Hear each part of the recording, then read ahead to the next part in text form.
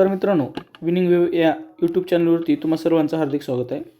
ग्रामसेवक परीक्षा सुरू आहे आणि ग्रामसेवक परीक्षेसंदर्भात जे काही तांत्रिक प्रश्न आहेत त्या तांत्रिक प्रश्नाची व्हिडिओ सिरीज आपण चालू करणार आहोत. प्रत्येक व्हिडिओमध्ये केवळ 10 प्रश्न असतील, त्याचे प्रश्न उत्तर आपण थोडक्यात पाहणार आहोत.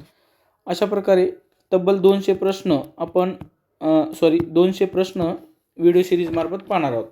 मेन मुद्द्याला येऊ, प्रश्न वाचू आणि उत्तर पाहू. चला, सामाजिक व्यवस्था आणि प्रगतीचा अभ्यास करणारे शास्त्र म्हणजे काय? तर मित्रांनो, त्याचा अर्थ होतो समाजशास्त्र.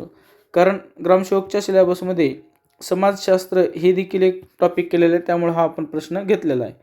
तर पुढचा प्रश्न पाहू.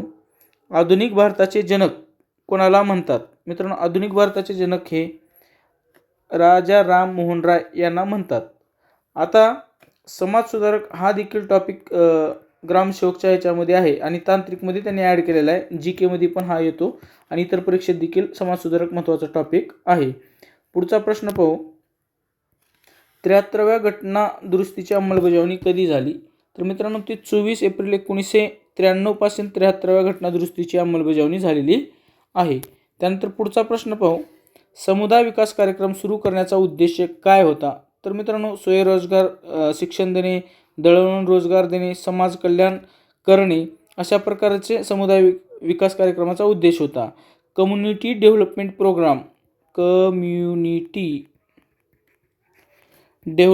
प्रोग्राम अशा प्रकारेला इंग्रजीमध्ये उल्लेख केला जातो. मित्रांनो, ही जे CDP आहे ती पहिल्या पंचवार्षिक योजनेमध्ये सुरू झालेली आहे.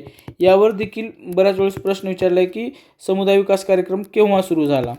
कारण ही सुरुवात जी झाली ती पहिल्या पंचवार्षिकचा कालावधी जी आहे ते 1951 ते 56 आहे आणि CDP जो समुदाय विकास कार्यक्रम आहे तो या पंचवार्षिक योजनेच्या दरम्यान सुरू झालेला आहे.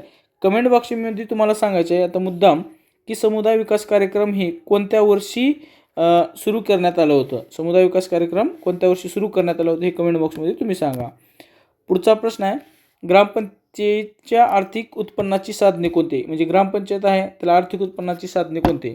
तर सरकारी अनुदान, ग्रामनिधी पण आहे आणि ग्रामपंचायतीने कर फी बसून जमा केलेले उत्पन्न. म्हणजे आता समजा यात्रा किंवा बाजार भरते, बाजारपट्टीचे ते पैसे घेतात, हे एक प्रकारे करच झाला. ग्रामनिधी मिळत असतो, सरकारी अनुदान देखील ग्रामपंचायतीला मिळत असतं. अशा प्रकारे ग्रामपंचायतीची उत्पन्नाची साधने आहेत. पुढचा प्रश्न आहे. डॅश हा बालविवाह प्रतिबंधक अधिकारी असतो? मित्रांनो, हे ग्रामसेवक आहे आणि खूप वेळेस हे प्रश्न आलेला आहे. इव्हन ग्रामसेवक तर सोडा, आरोग्य विभाग परीक्षेमध्ये तब्बल याच्यावर 7 ते 8 वेळेस प्रश्न विचारण्यात आलेला आहे. ग्रामसेवकच्या संदर्भात असल्यामुळं ग्रामसेवक विषयी तर ही तुम्हाला माहीत असणं गरजेचं आहे. पुढे गावातून गोळा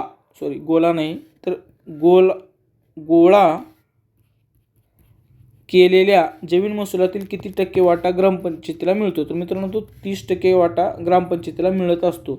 जे काही महसूल जमा होतो त्याच्या 30% ग्रामपंचायतीला मिळतो. पुढे महाराष्ट्रात ग्रामपंचायत सरपंच पदाचा कार्यकाळ किती वर्षाचा आहे? मित्रांनो, तो 5 वर्षाचा आहे. सध्या सरपंचाची जी निवड आहे ती थेट जनतेतून होत आहे. आता थेट सरकार बदलले की थेट होते, BJP फेवरमध्ये असतं की थेट जनतेतून.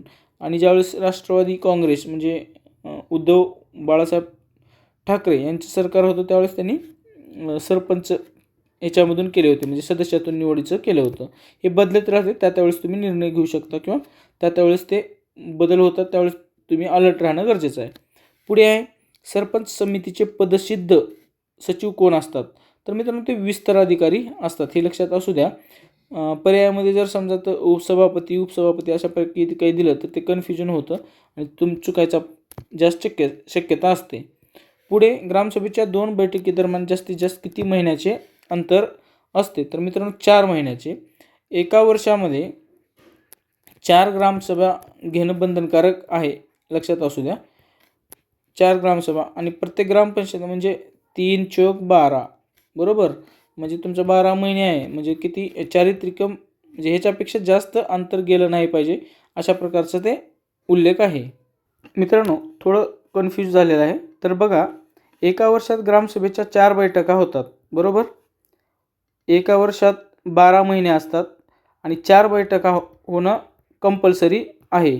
अर्थात एका महिन्यात ग्रामसभेच्या म्हणजे 2 ग्रामसभेमधील जे अंतर आहे ते 3 महिन्यापेक्षा जास्त असलं नाही पाहिजे.